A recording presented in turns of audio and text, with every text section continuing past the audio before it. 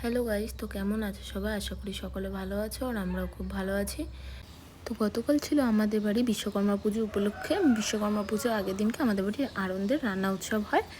এর জন্য মা আর ভাই সবাই মিলে কচু শাক কেটে নিচ্ছিল। এটা তো আমাদের বাড়ি পণ্ডিত একদম, যা মানে দেখবে সেটা তো ওর করতে লাগবে। সবার আগে যেটা বারণ করবে সেটা তো সবার আগে করবে। তো হাতে প্লাস্টিক লাগিয়ে কেটে নিচ্ছিল কচু শাক যাতে না চুলকায়।